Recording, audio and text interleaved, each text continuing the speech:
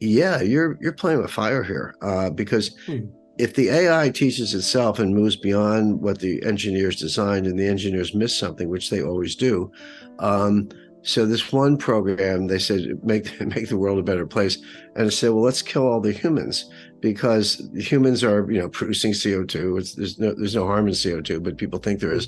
Hmm. And if you train the computers to think there is, then they'll say, well, let's kill all the people because then there's no more CO2. Jim Rickards has just warned how AI, one of the biggest breakthroughs of the year, could actually lead America into a depression. That AI could cause stock market crashes, runs on banks, actually nuclear war, believe it or not, and we explain that in a lot of detail. But it's really important to understand that AI has limitations. So we're going to be surrounded by AI, and we are. I just want everyone to understand the risks and how it can affect you as a saver and an investor. There's nothing in AI that's really intelligent. It's all math. It's all mathematics. But we tend to give it human characteristics and does not have empathy, does not have common sense. It does not have gut instincts to avoid annihilation. And we want to take that and look at it and also think about how it applies to things that affect you in the stock market, in banking, and in national security. We've got history, we've got examples, we've got case study, we've got analysis, we've got a lot of science. The book could not be more timely in my view. What we're trying to do is prepare the reader for what's coming. The more you can prepare for it and understand some of the dangers, the better off you'll be. The current excitement surrounding AI in the stock market, largely driven by companies like NVIDIA creating powerful processors for machine learning, might be hiding a more concerning reality. While artificial intelligence has the potential to transform trading and risk management, it could also introduce new vulnerabilities, making our financial systems more fragile and prone to severe crashes. There's so much euphoria, with tens or even upwards of $100 billion being spent on AI. Every major investment bank on Wall Street is implementing it, says Jim Rickards. However, he argues that this widespread adoption of AI in financial markets could actually increase the risk of market crashes, potentially leading to unprecedented levels of financial turmoil. Rickards introduces an interesting idea known as the fallacy of composition. What makes sense for individual market players can lead to disaster when everyone does it. He uses a simple analogy to explain. At a football game, one fan standing up gets a better view. That actually works. The problem is everyone behind them stands up, and next thing you know, the entire stadium is on their feet and nobody has a better view. In the context of financial markets, this could become an issue during downturns. While it might be a smart move for individual investors to sell in a crash, if AI systems managing huge amounts of capital all do the same thing at the same time, the result could be devastating. Rickards believes one of the biggest risks lies in the removal of human judgment. He reflects on the role of specialists on the New York Stock Exchange, who used to be responsible for keeping the market orderly. The specialist was supposed to stand up to the market when there was a wave of sellers, try to equilibrate the market. In contrast, today's AI systems lack this kind of nuanced human decision-making. I guess one thing I would point to is there have been some reports, and they're valid. I don't really question them, but there are a number of hedge funds that are using AI to pick stocks. And you're like, well, that sounds pretty cool. AI Hmm. can look at more research reports and read more pages and do more processing than I can, any human can. So isn't that a good idea? And some of these hedge funds have had pretty good results, and they've been able to show that their AI stock picks are outperforming some index, S&P 500, whatever it may be. So that's true as far as it goes. So you say to yourself, well, gee, can I do that? Or answer maybe yes. Or can I invest in a hedge fund or some mutual fund or something that's doing the same thing? And the answer is maybe yes. But here's the problem. Um, there's a long history of good ideas that make money, that hit Wall Street. Guess what happens within months? Everybody copies it. Everybody's like, hey, it's working for you. I'll get it too. And then you get into a feedback loop where now because the algorithms are all about the same. It's not as if everyone's got a unique, penetrating, different algorithm. They're all kind of the same. And they're getting the same inputs, from, SEC reports and news headlines and government data. And, they don't sound like you get different news than everybody else. We all get the same news at the same time.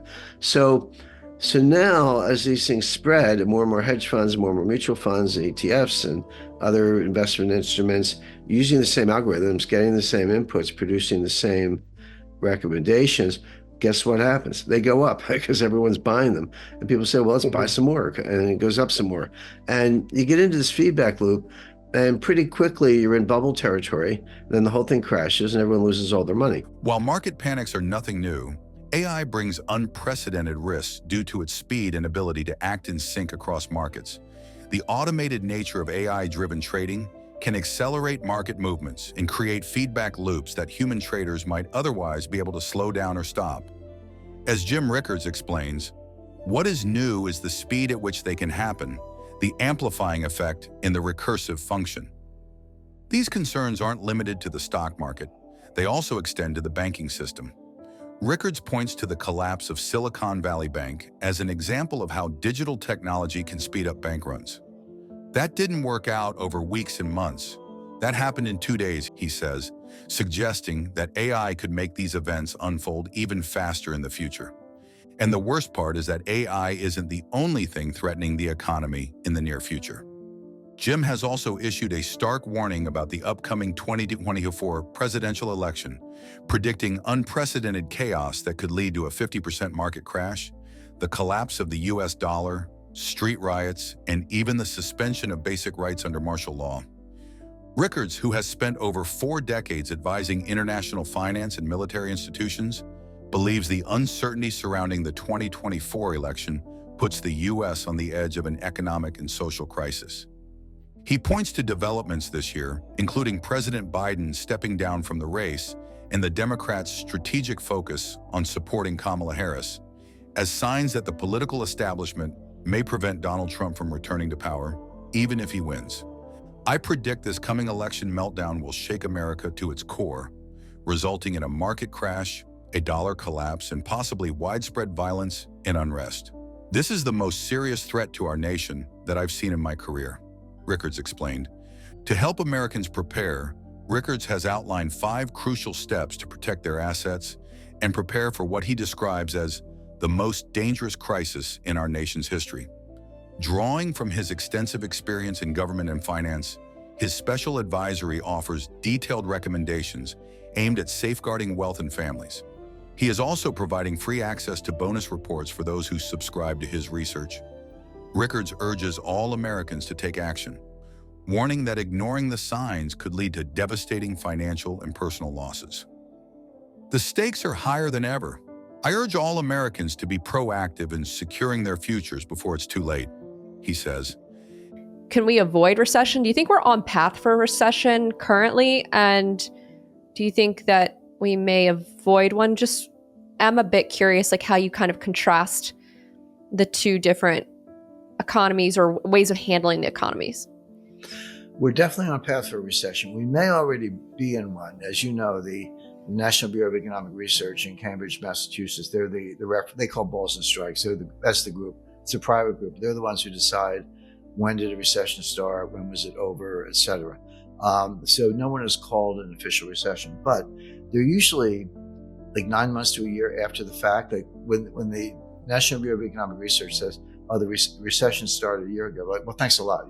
It's almost over, but thanks for telling us. So we may actually be in a recession right now, but if we're not, we could very well be headed for one. And there are lots of technical indicators. I don't want to get too down in the weeds, but for the past 2 years, yield curves, treasury yield curves, have been mostly inverted, meaning a normal yield curve is upward sloping. So shorter maturities have lower interest rates than longer maturities. If I'm going to lend you money for a month, I want a certain interest rate, but if I'm going to lend you money for 10 years, I might say, hey, Julia, a lot could happen. I'm going to charge you a higher interest rate. That's a normal yield curve. When the yield curve is inverted, the long-term rate is lower than the short-term rate. Now that makes no sense in terms of risk, but it makes a lot of sense if you expect a recession. Because if you take a 4.5% coupon, 4.5% yield to maturity on a 10-year treasury note, and interest rates drop to 2%, you had a huge capital gain. Like that 4.5% coupon is going to look really good in a world of 2% interest rates. So investors, and this is the big money, And they may just need to do that because while the Federal Reserve may have pulled off a soft landing, but pessimism among shoppers, especially Gen X and millennials, continues to pose a challenge for consumer-facing companies. So far, those 2023 predictions of a recession hitting the US in 2024 haven't come true. Instead, headlines have celebrated the Fed's apparent success in slowing inflation without dragging the economy down. A win for the Fed, right? But amidst the optimism and constant political headlines, a more sobering reality is taking shape. Consumers are feeling worn out. After years of inflation and financial disruptions from the COVID pandemic, many are still feeling the pinch. While inflation has cooled to near pre-pandemic levels, prices for goods haven't dropped. Housing remains unaffordable for many, and car insurance rates are higher than ever. Even if this year's holiday shopping season does okay, American consumers are increasingly discouraged about the future. Today's latest jobs report is proof again of a labor market that has been resilient and often stronger than expected. That was part of President Biden's message during his State of the Union last night as well. But many Americans don't feel the economy is strong overall or helping them or their families. A number of polls have shown this, including one from the New York Times this week that found 51% of Americans believe the country's economic conditions are poor right now. So why the disconnect? Economics correspondent Paul Salman explains. I think if you talk to average person on the street, they're going to say that the economy's not doing well, and I tend to agree. Seth Reed is an ESL teacher in Northern Virginia. I'm doing fine, but still, living paycheck to paycheck. How many bikes do you have on the docket today? Alyssa Gonzalez co-owns the Treehouse Cyclery in Denver. I've kind of accepted more of like a realistic view of the world where things aren't going to get better. Nonprofit executive Eric Hicks was the most succinct. I don't feel great. But how can people feel so bad and even tell pollsters just that if the economy has been doing so well? Low unemployment, inflation easing. I publish these social media videos every day, TikTok, Instagram Reels, YouTube Shorts. And what was interesting Kyla Scanlon is a writer, social media personality, and demystifier of economics. I was getting like hundreds of comments a day telling me how people were perceiving the economy. Because I would make a video being like, inflation is going down, like the labor market's okay.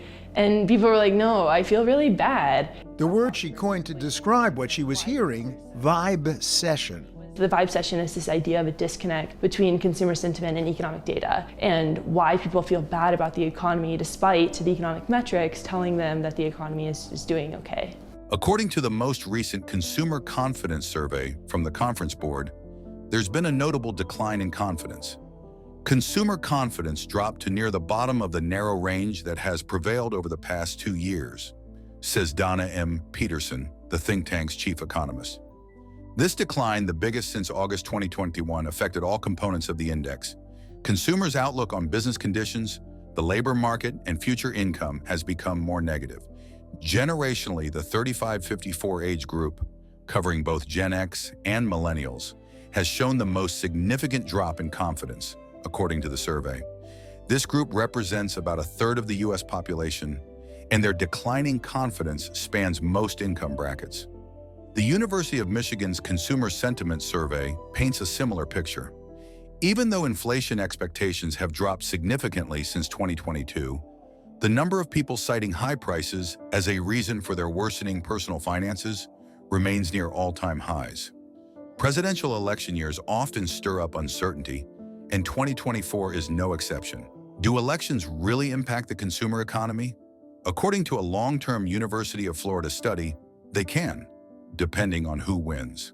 A nationwide Insurance Institute survey found that investors are already bracing for negative outcomes if their preferred candidate loses, with many expecting a recession within a year. And rates are trending down, car sales are dropping, housing is unaffordable. The unemployment report's kind of a joke, and what I mean by that is, as you know, they have two reports, the employer survey and the household survey. One, you call employers and say, how many people did you hire or fire? The other ones you call household and say, did you get a job or lose a job? In theory, they should be the same. Of course, they never are because the survey is never 100%, but they should be close. They're not close. They've diverged to a significant extent. The employer survey is showing much higher job creation, whereas the household survey in some recent months has shown huge job losses. So one of them's wrong. Which one? Well, history shows that the household survey is usually more accurate, particularly at turning points in the economy.